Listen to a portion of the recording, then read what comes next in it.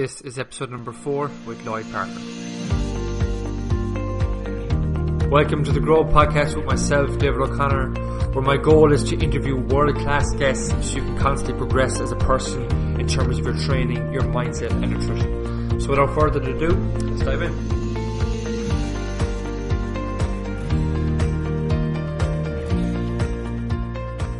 How are we keeping, guys? And a big welcome back to the Grow Podcast with episode number 4. And just before I actually dive into this one, I just want to say a massive thank you for those that have downloaded and listened to the first 3 episodes with the launch, because the feedback I've been getting is just immense and I totally exceeded my expectations with that. So for all the Snapchats, the Instagram messages, the emails, I just want to say thank you more than anything, really. And with the 3 top quality guests I had on for episodes 1, 2 and 3, today is no different.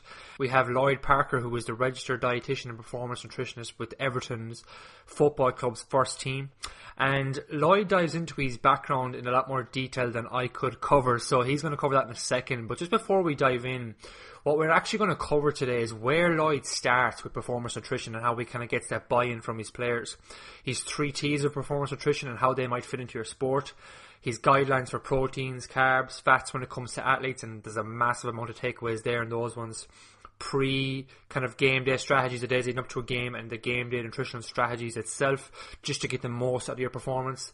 And then what supplements he uses, what roles does alcohol have in sport, and we dive into a lot more stuff as well within it. So I'm going to shut up talking and I'm going to introduce you to Llyod. So Llyod, welcome to the podcast. Thanks for having me on.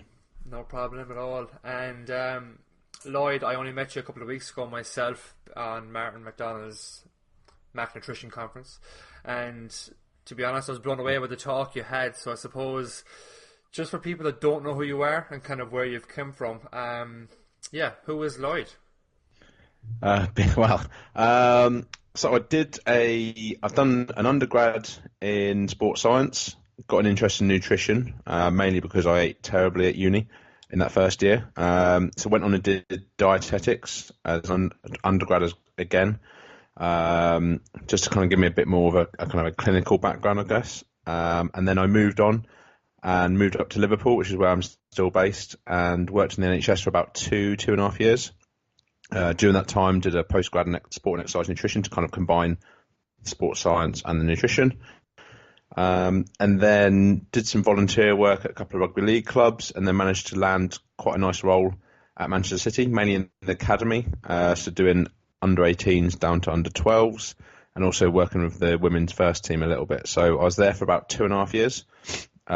Whilst I was doing that, I wasn't always full-time. I ended up being about 3 days a week. So I worked at Salford Red Devils, which is a rugby league team, doing about 1 day a week there. And then in October, I moved over to Everton. So, I've been here about 6 months now, working with the first team full-time. So that's kind of a very brief history of me. I'm now also studying a PhD at Liverpool John Moores under Professor Graham Close. So, yeah, okay. Regretting it at the moment, but I'm sure it'll be worth it. Nice one. And Llyod, I always kick off the last few podcasts with, you've already said it there, it's a very, very easy thing to answer. But if I was to come across you in the street and I said, Llyod, what do you do in 10 seconds or less? How would you answer that? I try and tell people what to eat and why. Brilliant. Maybe not tell them, convince them what to eat, the best things to eat and why. Nice one. Don't like the word tell them, but... No, I get you, don't worry. Okay, so like we were having a chat about this before we went live, just on kind of how we're going to structure things, but I think we know that everything we want to talk about today is based around performance nutrition, and because you're coming from a football background and I'm coming from a GAA hurling background, there is a lot of similarities there. And just from my own perspective, like, this realm it's only kind of coming into play in the last few years in Ireland, and even for myself now with the local hurling team, I'm trying to get the lads to be a bit more aware of it so they can get more out of it. So what I'm kind of getting at is, right, where will we start and kind of how we run through the sequence of performance nutrition? So I suppose I want to ask you a very, very fundamental question based off that, and I just want to see your viewpoint of where you would start talking about this stuff. So I suppose, right, when we talk about performance nutrition for performance. Where would you even start explaining this if you had a group of, I don't know, 15-year-olds starting off with a football club? Where would you start? I guess, yeah, well, as you kind of said, I guess, kind of at the basics and back at the kind of fundamentals. It's difficult, obviously, everyone's got a different amount of knowledge, and everyone, I guess, thinks they know a certain amount. Because everyone eats food, everyone's got an opinion on food, and everyone's got a friend who knows about food, or a mum's friend, or generally now with the media the way it is, everyone kind of knows something about nutrition, but there could be some bad nutrition in there. There could be some good. There could be some mixed messages. So what I try and do is kind of go right back to basics and just talk to people around, okay, what are the different food groups? What do you think each food group does? But the big thing for me, again, is trying to make that then more interesting and trying to make it kind of apply to them, because most athletes generally don't care about kind of health really, and if they're very, very driven and looking to get to the top level, it's all about performance and it's all about making them better players. So I guess it's trying to put it into that context of, okay, we could all say eating more fruit and veg reduces the risk of heart attacks, but a professional sportsman doesn't care about that. They care about how they're going to become a better hurling player or a better GAA player or a better footballer. So I guess it's trying to go back to the basics, but put some context onto that basics. So eat more fruit and vegetables, you'll probably get ill less, so you can train more, play more, become a better footballer. So just trying to kind of put that into some context for them, that certainly helps. And just getting them to think about nutrition and about their training, I guess, and how they try and begin to match up. But right at the basics, just talk about what are certain foods, because you wouldn't believe some of the questions I've had around, when I was talking to some players, under 18 players at City, I was talking to them about, okay, how can you get some protein into like a smoothie or a shake? And they were like, I don't know, put a chicken in it and blend it. And so like the boys can't comprehend, like they're just some of the answers they come back with. So for me, it's go back to basics. And if you think that what you're doing is basic, make it even more basic, because often it's going to be above kind of the person who struggles the most. And you need to aim at the bottom of the group, because that's the ones who potentially need the most help at that point. So yeah, make it really basic, really simple, and as practical as possible. That makes it interesting. Yeah, no, definitely, because even from what I've seen the last few months as well, I don't think people realise like how basic even elite level footballers need to go back to things as well. And I think as well, just because, you know, if you've home in Ireland, if you have a county level, so let's just say you have Galway County, and that's the highest level you can get to in hurling, we'll say. People think that it needs to be a lot more advanced when it doesn't need to be. Like, they're the same humans at the end of the day, and it's just starting with the basics and progressing from there. So brilliant. Like, it's going back to the basics in terms of food groups and what to do, making it relatable and putting it in context for them. Could be as simple as, you know, what you mean by that then, Lloyd, is protein is going to make you recover faster, get stronger, all that kind of stuff. Yeah. So generally, like, I don't know if it's a John Moore's thing, but they kind of talk about at the uni kind of the 3 T's, so kind of like the total amount of foods, the type, and then the timing.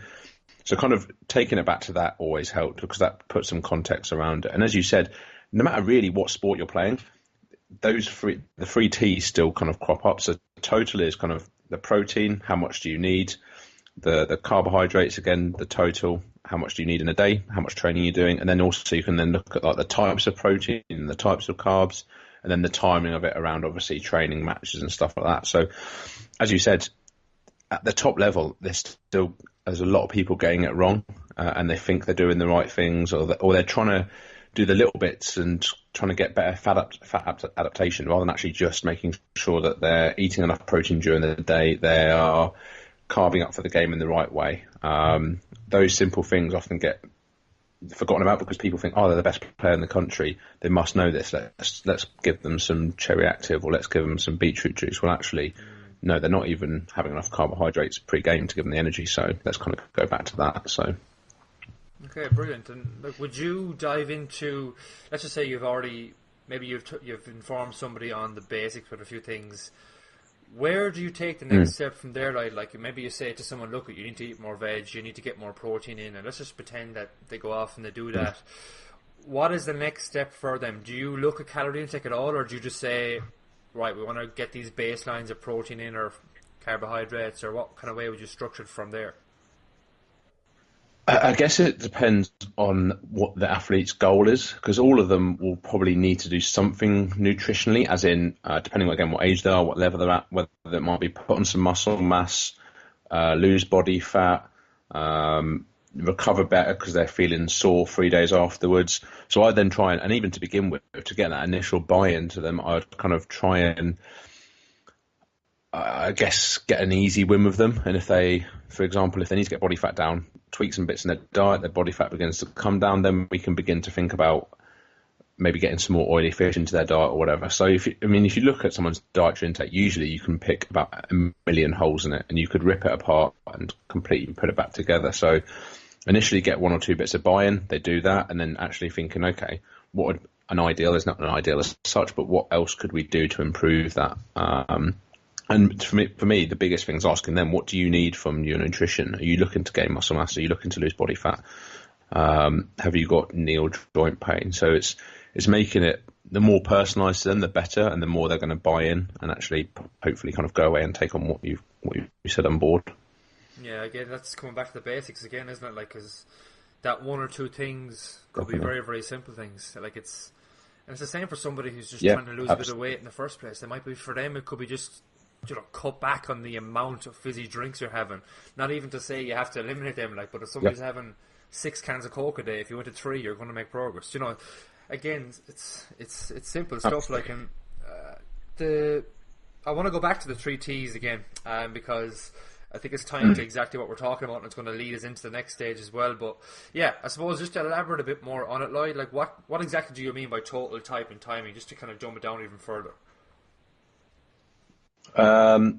So total would be kind of, how much do we need on each day? So for example, for me, protein, I tend to, for athletes, will aim for 1.5 to 2 grams per kilo of body weight. So for an 80-gram athlete, I'll be aiming for them to be hitting 120 to 160 grams of protein.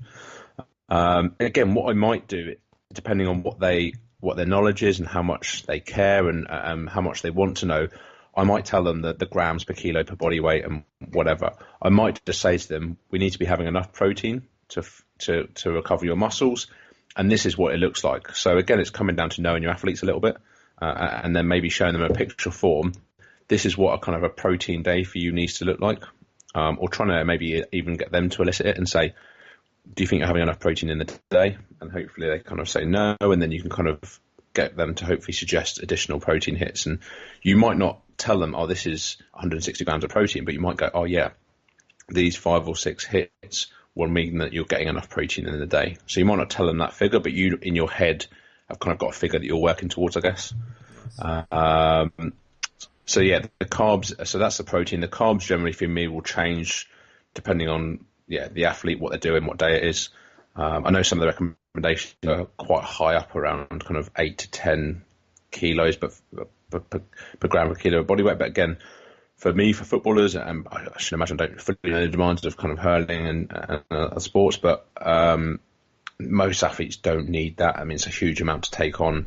800 grams of carbs is a huge amount to take on a day before a game. So you normally aim for like around 6 as kind of a rough estimate of carbs day before a game, and then that will fluctuate hugely around kind of training from 2 grams, between 2 and 6 usually on a typical week, depending on, again, how hard they're working. And again, I might use a plate model rather than grams per kilo, because again, athletes generally, particularly football, again, different sports are different, but footballers generally won't care, how many grams per kilo of carbs should I be having in the day? They'll be like, okay, well, what does that actually look like on a plate? So I don't just eat carbs, I eat a meal, so tell me how that fits into it. So yeah, generally the protein and the carbs is the one that the protein's quite standard every day. The carbs I'll try and tweak for the total amount, depending on the training, and then the fats usually take care of itself depending, and will fit around that from that point of view, around oily fish and hopefully promoting kind of having things like avocado and nuts and stuff to snack on. So hopefully the fat takes care of itself. and will fit around kind of the carb intake really.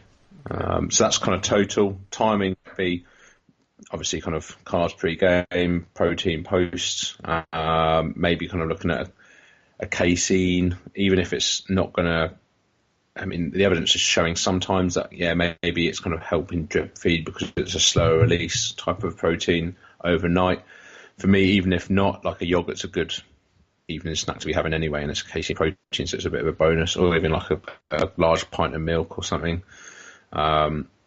Again, whether the science is solidly there to say, yes, that casein is definitely going to help more than a whey.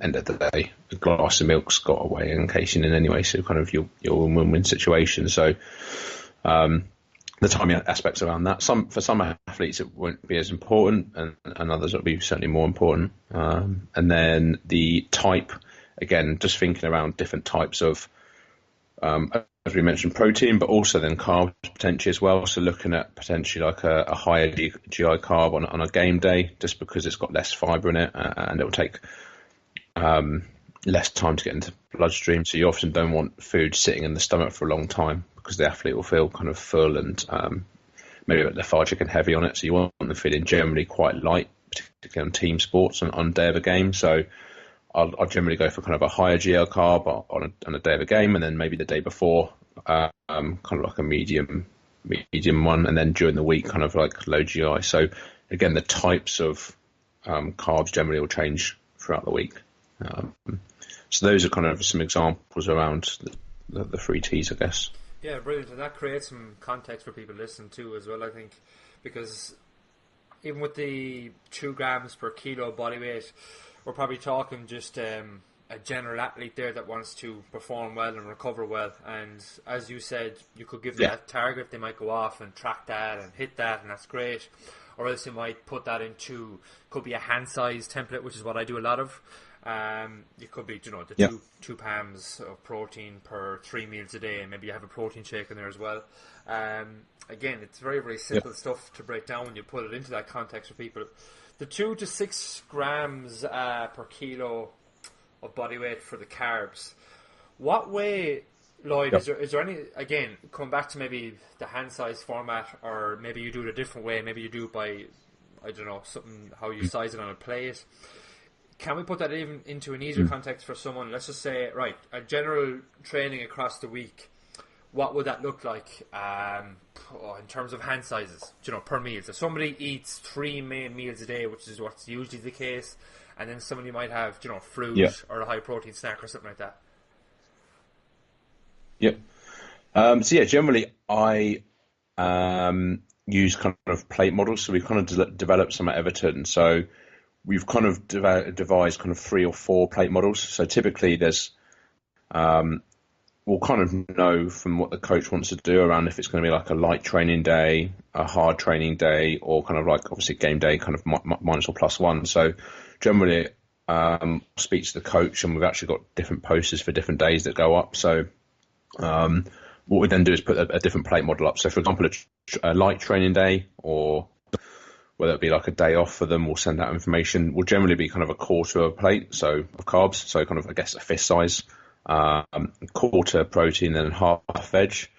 And then on a harder training day, I say hard training day, like hard training day for footballers. Again, everyone's hard training day will be very different, so the portions might need to change slightly. But for these guys, we're looking at about a third of a plate, just over a third of a plate of carbs, just over a third of a plate of veggies, and then again a quarter of a plate of protein. It will suffice. So those are kind of, generally we have like an easier day, and we sometimes use kind of RPEs just to give some context to them, so kind of rate of perceived exertion. So kind of 0 is I've done nothing all day, 10 is I literally couldn't walk. So it will be kind of like a 0 to 4 or 5, which is like very, very easy to, okay, I was a bit out of breath, will be kind of that light training day. And then the kind of 5 to 10 or 6 to 10 will be kind of the harder training day. So that's kind of like that was quite tough to, my God, I nearly died out there kind of intensity of work. So we try and put, again, that context to provide the players around, okay, what should the plate look like at lunch and an evening meal? And then also they can kind of look at that from a snack point of view as well. So if it's been a lighter day, generally a high protein snack, maybe with a little bit of carbs or no carbs. Whereas if it's been a higher intensity day, it might be kind of a joint kind of carb and protein snacks. So whether that's kind of like a protein flapjack but with carbs in it, or whether the kind of a higher protein option might be a whey shake, or it might be a protein bar, or kind of a higher protein food that's got less sugars in, like a biltong or beef jerky often goes down well quite with the rugby boys. So again, we'll try and generally use the plate models, but the fist size is really, really good as well for that. So I think the more context you can put to the different training days, because you've got to try and match the training to your nutrition. So that's the key thing for me, because you don't train the same every day, so you should eat them every day. So that's again a message that we're massively trying to push at the moment. And just the game day, Lloyd, I think I'm just going to run back over that one again. You were saying quarter of a plate for carbs on the light train days, and then quarter protein, quarter or a half veg, third of carbs, third, and a quarter protein for the hard game day or hard train day, and then game day. I suppose, would the day before the game be the same as the game day, or we'll probably talk about that? Well, no. Generally, what we try and recommend, so we do kind of a game day minus and plus one, so depending if they're in or not on the plus one, but certainly on the minus one, we'll then look at half a plate of carbs, a quarter veggies and quarter protein. So again, it just bumps up even more. For me, if they can have a meal similar to that at lunch and at dinner, maybe a little dessert, kind of like an apple crumble and custard sometimes we put on, or an apple crumble and ice cream. Again, just to get the carbs up, and again some higher carb snacks. That's what we'll kind of aim for day before a game. But again, that needs some education, particularly if you end up putting on or recommending kind of apple and crumble and custard, or apple crumble and ice cream. They'll be like, well, those foods aren't good. Why am I eating them? So again, it's putting some context around and giving that education around. Okay, well, actually, you can make a healthier version of it, which has got less butter and less fat. And if we make it with oats and stuff, then it's giving you the carbs to give you energy. And actually, the fruit is just stewed fruit. So it's letting them know that not every apple crumble is the same, and not every apple pie is the same. And it's similar to burgers, I guess, and all those types of foods, that you can have better and worse options of it. But it's a dangerous one, and it's an interesting one that me and the academy nutritionist at Everton always discuss around. Should we put desserts on for the academy? But they haven't quite got the education yet to realise that the apple crumble it will provide is a good version. It's got lots of carbs in it for the game, whereas the apple crumble they might get, or the apple pie at McDonald's, is just fat and rubbish, basically. So it does require that extra level of education to make them realise of what the ingredients and what's going into that. Day of a game, again, what I do is very much just see what the players can manage and maybe just tweak little bits here and there. But for me, it's you're just trying to top up the carb stores. If they've done the right thing the day before a game, particularly for team sports, because it's not a 3 or 4 or 5 or 6 hour event. The day of a game, you're just pretty much topping up. So it's what the players can manage, trying to get them to have some carbs at meals on snacks before, but not hugely overload them with huge amounts of food. And some of the players might just have an omelette, and okay, it's not an ideal option because there's no carbs in it, but actually they feel light and they feel good on an omelette. So you just got to hammer home the day before a game, really trying to maximise what they do, and maybe just trying to get them to swig on like a Lucozade or anything just to get something on board. But it's amazing how many players actually on a day of a game have very little, or might have kind of protein foods rather than carbohydrate foods. It kind of goes against logic, but sometimes you have to work with that. So it's an interesting one. Yeah, I think I used to do that myself as well, actually, because butterflies would come into play, and you might wake up an hour later than you'd planned for a game, and things kind of go out the window. But I think as well, Lloyd, it's all well and good talking about this, but even for people that are not at an elite level, for them, when it comes to, like typically in Ireland, when it comes to game day or the day before a game, people just start doing stuff so drastically different, or they might start eating random bowls of pasta before a game when they don't even like pasta, which is what I used to do. So if you're getting somebody to get used to all this kind of stuff, what I kind of always say to the lads that ask me questions about performance for the field is try it out the days you're training. Try it out the days you might have a challenge game at the weekend, or just training ourselves on the pitch, a friendly match between our own club.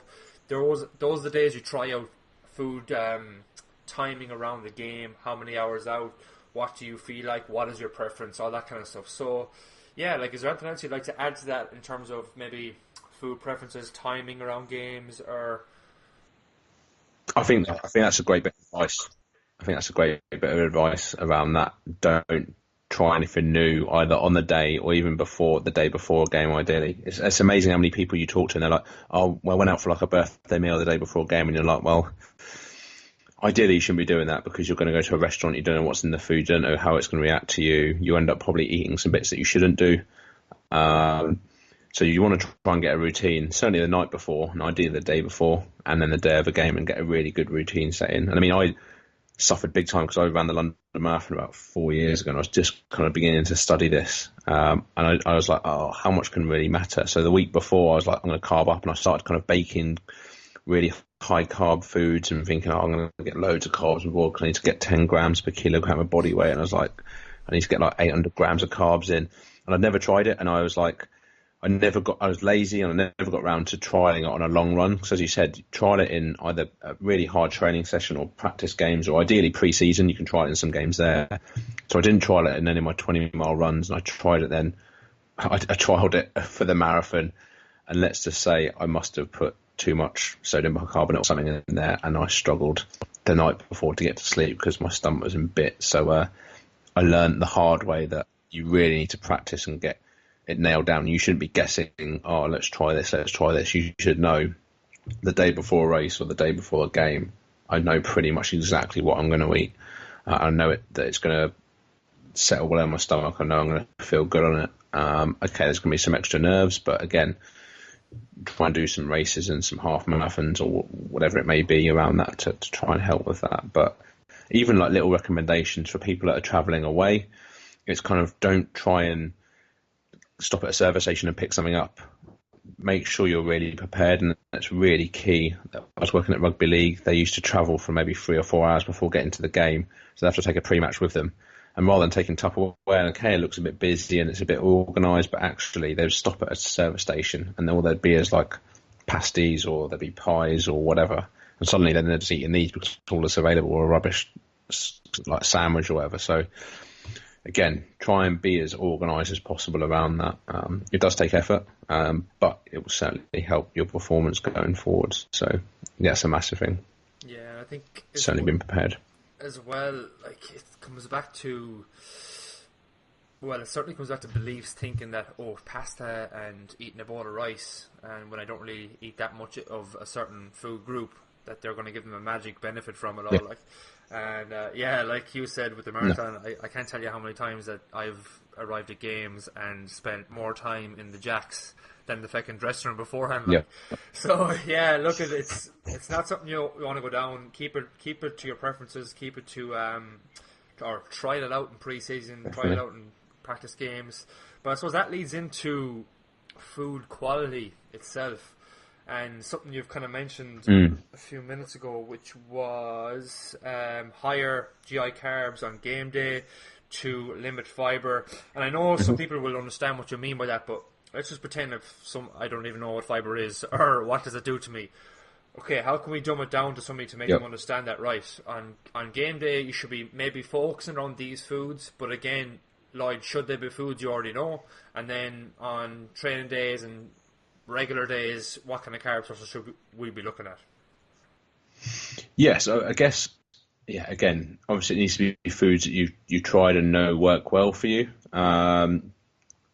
But I've even heard some nutritionists, and whether it's right or wrong, I don't know. I guess it comes down to kind of what your beliefs are, and I guess there is no right or wrong really. But I've heard some people give kind of players things like Cocoa Pops or Special K or whatever cereal they want pretty much on the day of a game. If they like that cereal and they've always liked it, and you've kind of stopped them having it too much before, actually giving them something back at that time and saying, actually, it's okay to have your Special K or something on the morning of a game. Or it's okay to have maybe a bowl of Cocoa Pops. And whether you need to go into a huge amount of detail, or whether you just say, look, it's essentially just sugar, so it's going to go into your muscles, and then those muscles are going to be nice and full of energy, ready for the game. You can dumb it down as simple as that. So, yeah, absolutely. I mean, generally, most people will kind of bite your hand off to eat those high GI carbs. There's not usually too much of a fight around that. But again, I guess it's just putting enough information in there, because they'll be like, what, you just kind of stopped me eating all this all week and now you're telling me to eat it, what's mixed messages kind of thing. So I think it's not trying everything at once, so it's making sure that maybe you've got the good nutrition in to begin with, and then you can kind of begin to give bits back to them and kind of tell them actually at key points we can maybe put that back in, or again, there's no right or wrong way of doing it, but sometimes athletes can get confused if you're telling them one thing to do 90% of the time, and then suddenly it comes to this day and you're telling them you can do something else. So again, some athletes might be fine with having kind of a higher fiber food, but it's just something to be aware of, and just something, as you said, and a lot of athletes struggle with it, is the kind of the butterflies, the nervousness, the anxiousness, the excitement. It all kind of leads one thing, which is your stomach feeling a little bit unsettled generally, and then often your brain then starts to think, actually, this isn't right, I'm feeling uncomfortable. Then your kind of stomach's basically like a muscle and will begin to contract, and then it'll become more uncomfortable. So it can be a vicious circle if you're a very anxious athlete and a very anxious person. So sometimes actually doing as much as we can, making the food nice and low in fibre, so basically it just will travel through your system quicker and it'll be absorbed into your blood quicker, and broken down quicker. So use as simple terms as you can, to inform the athlete around why you're doing it, and if you can explain why you're doing it, often they'll kind of hopefully buy into it. So it's an interesting one, and it's a debate that I think some people will say no, you should never have those foods. You can get kind of a higher GI carb from something else. Other people will say actually kind of pretty much eat what you want on those days, and show them towards certain kind of higher GI foods. So it's just, again, something to think about if you do have athletes that struggle with some GI symptoms on the day of a game. Yeah, I know. I've been the same thinking as that though. Like, if somebody was finding a bowl of Special K, a bowl of Cocoa Pops, like I love Cocoa Pops. I have them in the presses we're talking. I even what I do for certain game days is I might have a bowl of porridge 3 or 4 hours out with some protein in with it, just like typical bodybuilding meal, like pros.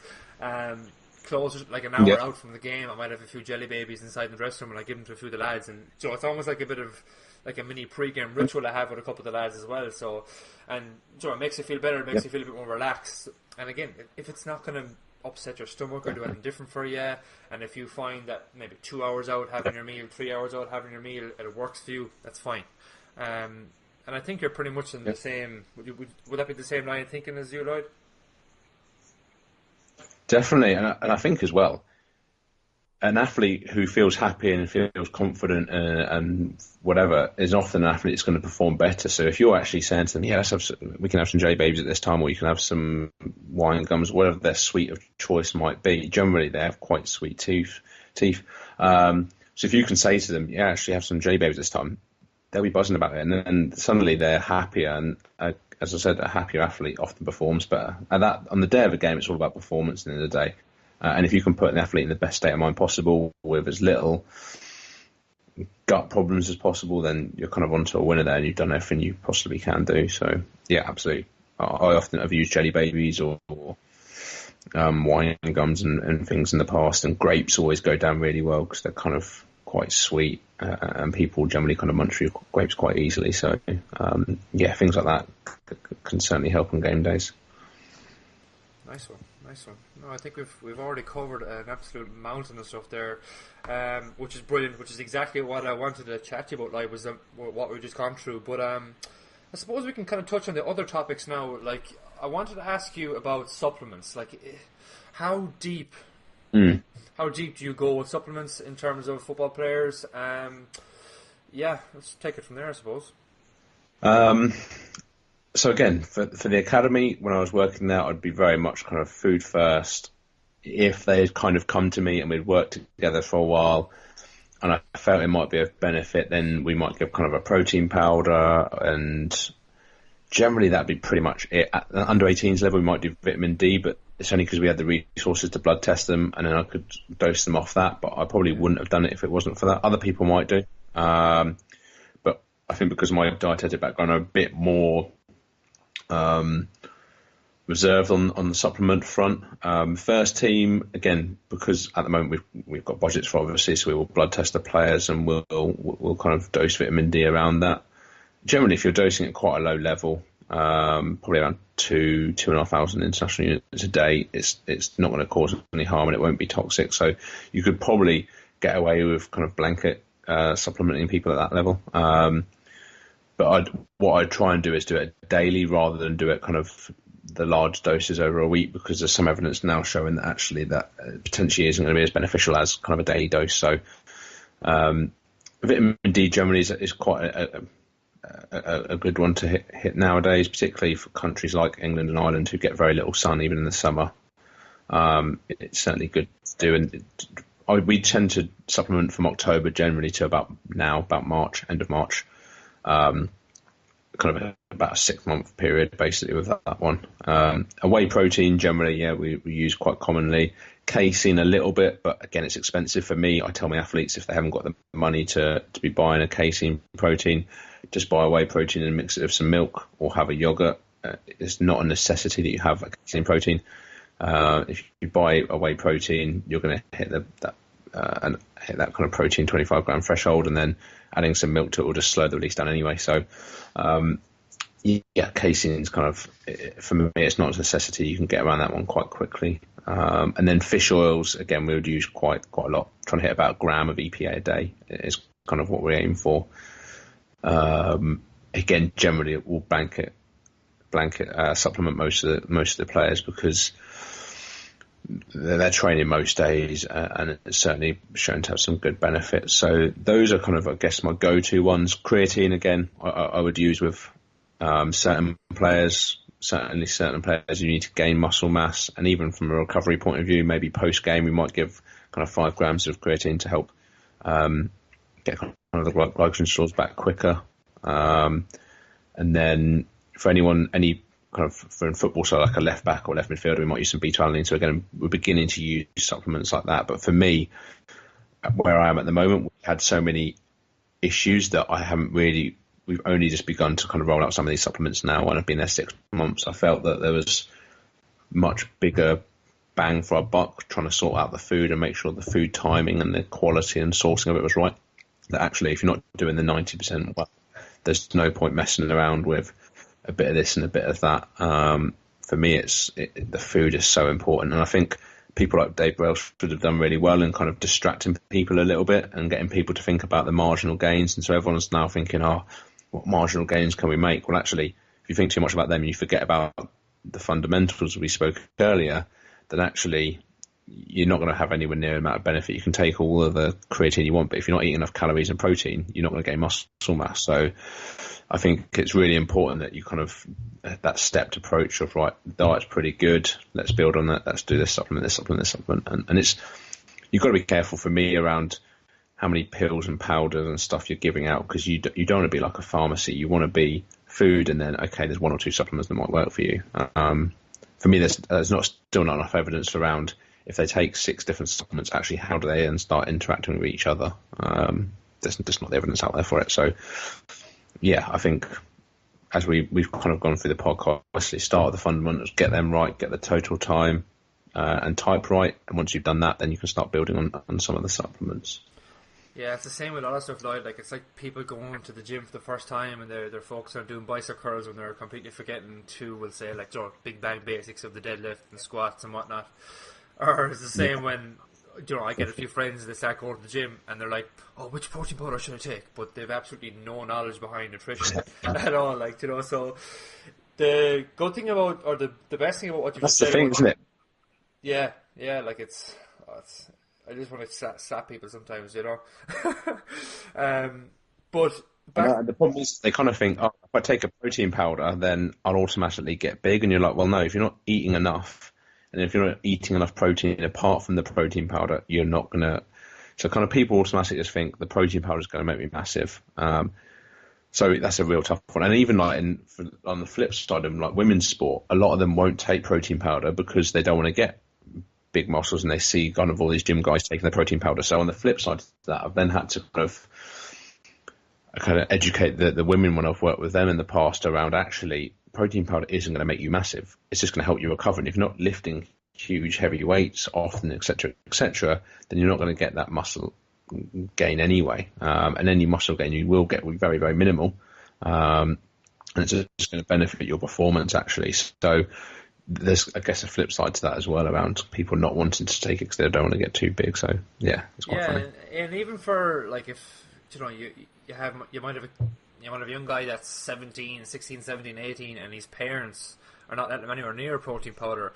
What I kind of used to get across in, like, if we're educating our members here at Doc Fitness or have had a seminar or anything like that, I would kind of phrase it in a way where, like, if you view a whey protein supplement similar to a blended chicken breast, that's kind of an easier way to view it then. I'm not saying that's exactly what it is, like, but if you view it like that, they're like, oh, okay, No, yeah.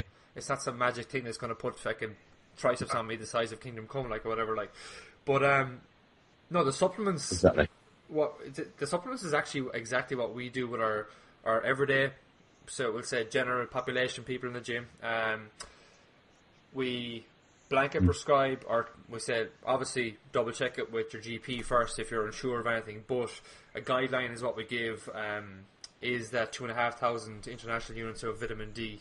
We shoot for 1 to 2 grams of fish oil because the way people are, they might take it one day, forget to take it the next day, so that's why we kind of might dose it a bit higher. And then, as you said, if you're getting sunlight throughout the year, if you're going on holidays, you can kind of pull back on the vitamin D. Protein powder, we teach them it's just for convenience more than anything, and it is really, really convenient. And Definitely. then creatine, we bring creatine in with our more advanced guys, so our guys that have a bit more interest in training and stuff like that. So it's not actually that different, really, is it, to elite level footballers, which is brilliant to hear. Yeah, definitely. Cool. Okay. I mean, there might be a couple of extras we do occasionally. Yeah. So at really busy periods, we might do like a bit of kind of cherry active. I mean, for me, I don't really believe it has much benefit, but it's more for that kind of placebo effect of, okay, we've had a really busy fixture, a really busy kind of period, and Lloyd's giving us something different that's going to help us recover. And if they think it helps them recover, and so they recover a little bit better, for me, that's a winner, and it's not going to harm them. So we might do something along the kind of cherry active lines. We've done a couple of other kind of what I'd call more like gimmicky stuff, but I don't generally will tend to do that often, and it will only be like if we really need to kind of give them a boost or kind of give them make them think we're doing something different to kind of help them recover quicker, and sometimes they do feel then the benefit of it. So, but those generally are the supplements we'll use. Sweet. Okay, so Lloyd, if I came to you and I'm an elite level footballer, but carrying a bit too much body fat, the approach is probably not that much different, is it? It's a matter of probably changing, from what I've heard you say, it's a matter of changing some small things and make sure we're dropping body fat, is it? Yeah, absolutely. I think you're absolutely right. It's just trying to get a bit of a calorie deficit. And I guess the most difficult thing is if it's during the season and they're playing games, it then becomes more difficult. But for me, then there's two things that are really important. A, it's the communication with the coach or the other staff that are involved, whether it's a sports scientist or whatever. It's kind of keeping them in the loop, or even kind of asking them, look, this player feels they need to lose body fat. The coach will often agree or has maybe sent them. And you saying, look, we can lose their body fat and we can get it down. But during the week and at training, they might be less energetic. They might not be quite on the ball. Is that going to be okay? And if they say no, then it's kind of educating that coach that actually we might be able to get the body fat down, but it's going to take maybe the whole season, or it's going to take quite a while without it affecting their performance. We won't get what you can do is kind of obviously tell them we're not going to affect their performance at the weekend. We'll carve them up for that, but during the week we're going to kind of restrict them a bit more, and so it might affect their training performances. So I think it's really important that you kind of have that conversation with the relevant staff, often the coach and whoever else needs to know that training might not be as high quality, or they might not cover as much distance, et cetera, as they normally do, and the reason behind that, and is that going to be okay?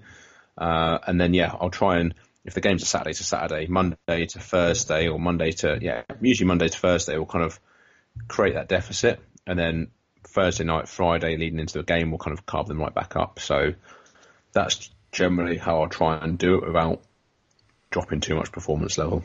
Yeah, but I think the communication is really, really key. That's exactly what I done last year. It was kind of I was going away on holidays, and I set myself 6 weeks. We were in the middle of championship with 2 games at the end of that kind of 6 weeks. I went a bit too aggressive because I was shot at the end of it. Like energy was just way down.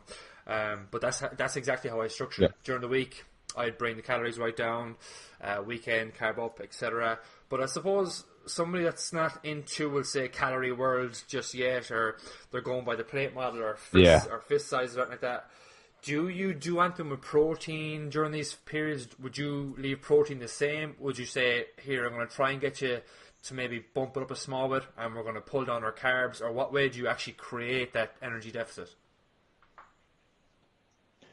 I'll try and get them to say, okay, I'll kind of explain that, look, it's down to energy in, energy out. So even if we're not kind of talking calories, I'll explain the kind of principle behind it, of kind of whether it's a seesaw or whatever you want to call it, or filling up a petrol tank, whatever you kind of analogy you want to use for it. I'll explain that is the basics behind it. And then I'll say to them, how do you think we can do that? Basically, we need to either reduce the amount of food or change the portions on the plate. And then they'll often come back with an answer, and they'll say, okay, how do you think you should do that? So it might be, as you said, reducing the carbs, increasing maybe a little bit of protein, but more veggies often than anything. So I might say, you can have a third of a plate of protein and the rest veggies, if it's been a really light day or a day off. In which case you'll kind of reduce the calories there. There'll often be plenty of pinch points when you can do it. Often the snacking's a big one, so they might currently have, I don't know what, a chocolate bar, or even if it's a healthy snack, they might have a smoothie or a yogurt with 2 or 3 pieces of fruit, and it's just making them aware that actually, well, that's a good snack, depending on what yogurt it is, that could be a 400 calorie snack. Now, if we can reduce that down to a 200 calorie snack, again, you don't need to talk about calories, but you can just explain that that snack has got the same amount of energy as a Big Mac, so it's quite an energy-dense snack. So how can we half that, for example? And hopefully then they'll come up with the answer of, actually, rather than having the 3 pieces of fruit and the yogurt and the honey, I'll have 1 piece of fruit, the yogurt and the honey. And straight away there, you might have, even though it's a healthy food, you might have reduced by 200 calories. There might be easier wins. There might be that they're having 4 or 5 chocolate hobnobs or 4 or 5 chocolate digestives, which people often think are healthy because it's oats and stuff. So there might be easier wins, but it's just being aware of how you can kind of quantify, even if it's a good food, overeating that is going to kind of prevent them losing that body fat. So if you can do that for 2 or 3 meals in a day, that could be kind of the 500 or 600 calories you need to deficit in order to start the body fat reducing. I think as well, it could be, like I've told guys in the past, if you have a lot of carbs for lunch, take them out, replace those with veg, and they're already, you're saving another probably couple of hundred calories right there as well. Again, look, it's manipulating what you already have in place, and I suppose the same goes for gaining weight then as well. Like, it's just eating more of probably carbs with the fats, maybe a bit more protein just to bump up the calories. But I suppose it's not rocket science, Llyod, is it?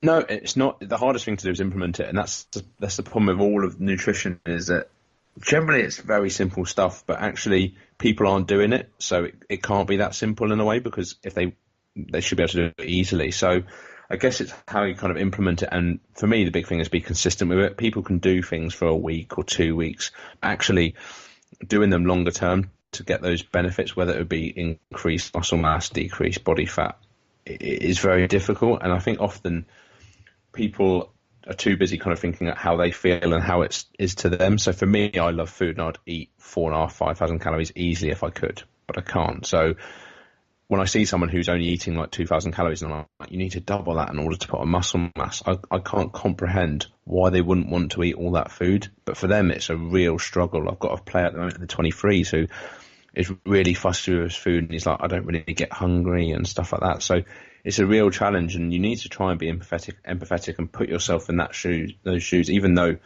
and that's the one big thing I struggle with, is how can you not put on weight? Because I could easily put on a ton of weight, not necessarily good weight, but so I guess it's just, again, taking the baby steps of those guys if they want to put on muscle mass. It's just, can you introduce 2 extra snacks, or can you even, and make it as specific as possible. So with this player, I've said to him, right, do you like some nuts? He's like, oh, I don't mind them. So we tried different nuts. He liked almonds. So I was like, can you have 20 almonds a night? He's now having 20 almonds a night.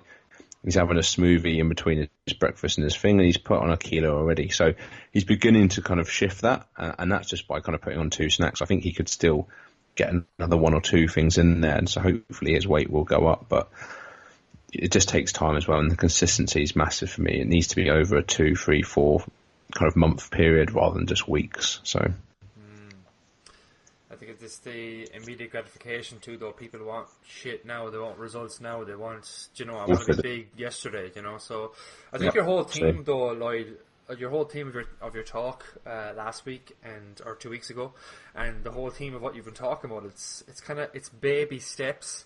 And I don't know if people notice it listening in, but you've already kind of said whatever kind of recommendation you might give, you're trying to probe it out of them first. So you're trying to get them to say it and make themselves believe in the fact that, Jesus, I can do this, which again, it's so powerful, and people just forget that. But I know the podcast is not centered around habits and psychology of things right now, but there's some big takeaways in that there as well. Like, again, baby steps. Look at the long-term picture. Look at it 6 months from now. Look at a year from now, rather than looking at the next week or next 2 weeks.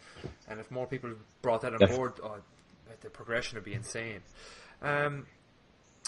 Okay, and that can help as well with weigh-ins and stuff like that. So I think that's a really important point. Like, often people, whether they're looking to gain or lose weight, they'll tend to weigh themselves every day, and it's kind of saying to them, look, weigh yourself once a week, and if 1 week to the next you don't gain anything, actually look back 4 weeks ago. What were you 4 weeks ago? And then you can see that bigger picture, and people then begin to see, actually, if you can keep them on the straight and narrow for a couple of months, they're going to see some good results. And although from 1 week to next they might not see huge results, over that longer period they can hopefully then see the bigger picture, that they've either gained or lost X amount of kilos or X amount of millimoles of fat or whatever, millimeters of fat or whatever. So yeah, I think it's just trying to do that in every aspect of what you're trying to do, is not try and be on it every day. It's just trying to see that bigger picture. But it's not easy. As you said, people aren't patient. Yeah. I had a few more topics based around recovery, nutrition, but I think we've already talked about that. It's in the general day-to-day of what we do anyway. Off-season nutrition, I think we've touched on it as well, saying off-season is a time to maybe try out things like timing, try out maybe what foods you feel better on before training, before games. If there's anything you want to add, just stop me. And then buy-in from players. I think what I meant by buy-in from players, not as a coach, not from a coach's perspective, but I was just thinking, what way could I, as a player, maybe if I wanted to, because I know myself, there's a lot of people in my situation that they might give a shit about their health and nutrition, and they might have things on point, but they know that the rest of the team could do so much better, and they just kind of want to scream it from the rooftops, but they don't know what to do. What way could I get my points across to, let's say, the team without looking like an asshole or trying to think my ego is big or trying to tell them that they're doing something wrong? Have you any tips on board that way, like the way I could say, geez, if you start doing this, you'll get this? Is it making them, giving them analogies to buy it in, or what? Yeah, I guess there's no right or wrong way of doing it. I guess it's just trying to keep kind of planting that seed. So hopefully if they see you as a player have changed, whether that be body comp or muscle mass or getting injured less or whatever it may be, and then hopefully they might kind of, so I'm actually not kind of shoving it in their face, but kind of you leading by example and you becoming the best athlete you can become. Hopefully they might ask questions and they'll be like, you're looking really lean, how have you done that? And then either you can start to give them some information, or if there's a nutritionist who work at the team, you can say, I spoke to the nutritionist, he's really, really good, he suggested these kind of things to me, go and speak to him. And for me, that's, as a nutritionist, that's massively helpful. If I can get players that are kind of selling me as a nutritionist to other players, that's the most powerful thing out there. And I try and use physios as well for that. And if I can convince the physios, or even if I can help the physio, for example, lose body fat, one of the players might go to him, how do you lose fat? How can you look so lean? The physio might go, I spoke to the nutritionist, he's really helped me out. And actually then, because the physios tend to have more kind of hands-on kind of roles with the players. They'll chat a lot and they'll listen to the players a lot. So I think it's just planting seeds here and there. And as a player, if you can be shown to be doing the best you can and you're eating really well and you're looking lean and you're looking fit, then hopefully players will kind of come to you and ask how you're doing it. And look, if you've got a decent rig and you've got a six-pack and stuff like that, people are always going to ask you how you got there because everyone wants those things. Well, most guys want those things. So I think by leading by example, you're always going to get more questions, and the better shape you get into and the more fit you are, the more questions you're going to get asked. I think the big thing actually is don't nag at them and shove it in their face, because otherwise they will think you're an arsehole and they will just switch off and they will kind of put barriers up to you. So I think by leading example, not saying much, just saying the odd thing here and there and planting the odd seed will have a bigger effect. They need to come to you because otherwise they won't listen. Okay, no, that definitely answers that, and it's probably again small baby steps, planting the seeds. Brilliant. Okay, well, last question just to wrap things up, which is one I got asked from our own new trainer, is alcohol. And I suppose, what are your views, Llyod, with alcohol and performance? Yeah, I mean, the easy answer to be any alcohol is negative. Of course, it is. It essentially is just is a poison. And I think if it was invented now, alcohol, it probably actually wouldn't be legal. But we've got to accept and got to be realistic with it.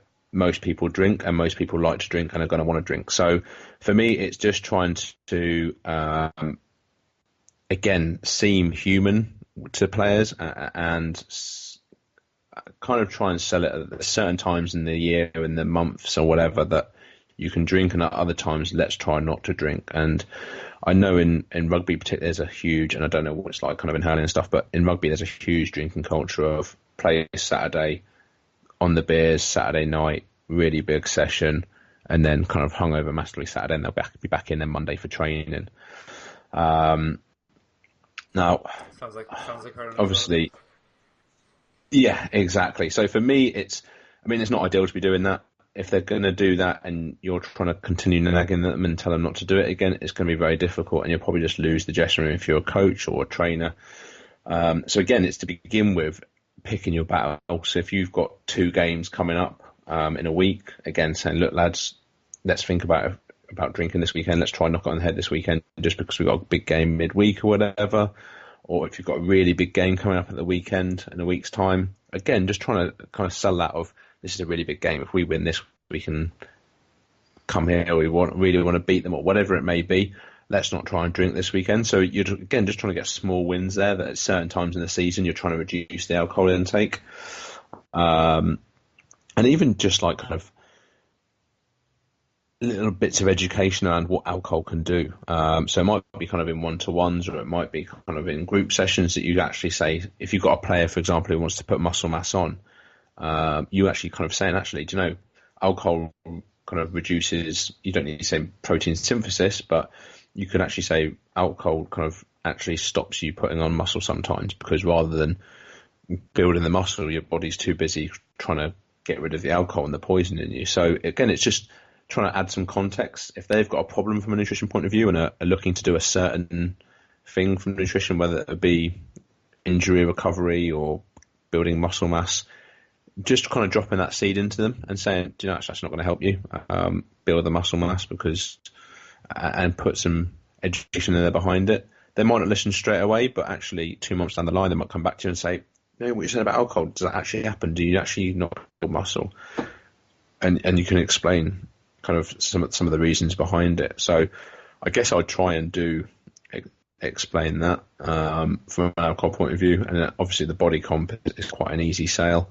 Even again, just showing them like a typical night. So if they had 10 pints and a kebab, and then the next day they get a Mackey's or a pizza or whatever, just showing them actually that could be 5,000 or 6,000 calories, which is 2 days worth of food. So just kind of saying to them, and even if you have to begin with, educate them if they've got body comp issues of, maybe try and swap the lager for this, or try and swap from Coke and vodka to Coke and Diet Coke and vodka. You're kind of just trying to get kind of those baby wins out here and there. I guess it depends on what issues the player's got. generally alcohol is only going to help one thing, and that is your confidence in trying to dance on the dance floor, Paul Bird. So it's not going to help your performance in any way. So yeah, less is the best, but I guess it's being realistic with it, and people are going to drink. So it's looking at, again, the timing of it, how much, and then kind of what other foods are being eaten around that time. Yeah, and every time I get asked about it too, I think in the past, though, when I was younger, if it was championship, there'd be no drinking, full stop. I think the team they're clued in to know you don't fucking drink a few days before a championship, which is fine. But like even in league games or coming up the start of the season, there's some people that just go out in an absolute bender, or else you'll have a few lads that might have a couple. And the way I look at it is, if those couple of pints, maybe 4 to 5 or 2 pints, are not affecting your performance the next week, the following weekend, it's fine to do that every now and then. But again, if you've an unhealthy relationship like I used to have with it and go out and just try and get absolutely off your face, that's a different story. But again, I think you touched on something there, Lloyd, with if you're changing pints of let's say Heineken to a gin and tonic, that's a big difference. Yep. Because massively. Right now you're not taking on the extra probably a few thousand calories, and if you can educate them right, if you can maybe try and factor in eating less carbs throughout the day, and maybe you can go for a Supermax chicken wrap, which might only be 500 calories in the day, rather than getting a 1500 calorie kebab instead. Small little things that do make that do go a long way. And if they're planning the weeks in advance, if they plan out their day after a bit more, it's common sense. Like, and I think, but as you said, though, like, alcohol can't really help to any extent, can it really? So that kind of answers that. But I think the education's key. Like, I've spoken to 23s players who've gone out and drunk and they're struggling to shift the body fat, and I was like, do you want me to kind of show you actually what an evening looks like and how many calories you consume? And they're a bit sheepish, but I did it, and they were like, wow, because they'd gone out for pizza, then they'd had like 10 beers, then they'd had like a kebab because they were feeling too drunk, then they had more alcohol, then they had more food. And I kind of, obviously it's a very crude estimate, but I estimated how many calories it was, and they couldn't believe it. And I kind of obviously then made it, I said that's kind of the equivalent of like 4 large Big Mac meals or 3 Domino's pizzas or whatever, and I kind of gave them some context around it. Now, have they changed that? I don't know, but all you can do is kind of educate on actually how damaging that is from a skin fold, health, or whatever their buy-in's going to be, whatever their hook's going to be to be interested in it. It's just trying to educate them in different ways around that. But yeah, ultimately, it's just when you're doing it, it is really, really important. Lloyd, we have covered an absolute mountain of stuff. I'm delighted with everything we've gone through. We've massive takeaways there in terms of the 3 T's. I think put a lot of context in terms of the play it model, and then we went into the game day, the days during the week, a bit of food quality and kind of what works for you. We went through some supplement stuff, food quality, as I already said, fat loss, gaining, alcohol. Is there anything else you want to add to that? Like, I probably touched on most things there, really, but if you've anything else you feel you want to talk about before we round up? We've pretty much covered everything. I think we covered all the basics there for me. I think the big thing is, if you're a nutritionist or a S&C coach or a fitness coach trying to influence nutrition, I think you've got to be realistic with it. And I think don't try and have this ideal diet plan in your head that you want people to follow. I think just look at what someone's doing already and just try and make tweaks to that for me. I think that's how you're going to have most success and longer term success. Those are, I guess, the 2 key points for me to take away as well. And Lloyd, where can people find out more about you if we're to send them anywhere? I'm on Twitter, so at Parker Nutrition. So yeah, if you've got any questions, feel free to tweet me or DM me, and I can answer them. And I can give you my email address if you want some more information or if I can help in any way. So yeah, Twitter is probably the easiest way to be directed originally, and then I can kind of help people if they need any more information from there. And Lloyd, just what I'd like to finish off all the podcast with is, what is your biggest lesson from 2016? Oh, wow. I think my biggest lesson, because I moved to a new club, was don't try and jump in and change everything at once. I started to try and make big menu changes at the club I came into, and I got a big kickback from the players. So my big lesson was don't try and do everything at once, and kind of that small steps and small wins with players and staff have much bigger impacts long term. So yeah, don't try and build Rome in a day. It's my big lesson. Nice. No, and I think it's been the reoccurring theme through the whole podcast as well, and it ties it up very, very nicely. So thank you very much. Yeah, Llyod, I will definitely try and get you back on in the future anyway. We might talk on a different aspect of the performance side or Bodycomp side of it, but thank you very much for coming on, and I hope you enjoyed it. Been a pleasure. Hope everyone enjoys listening to it. Sweet. Chat to you soon.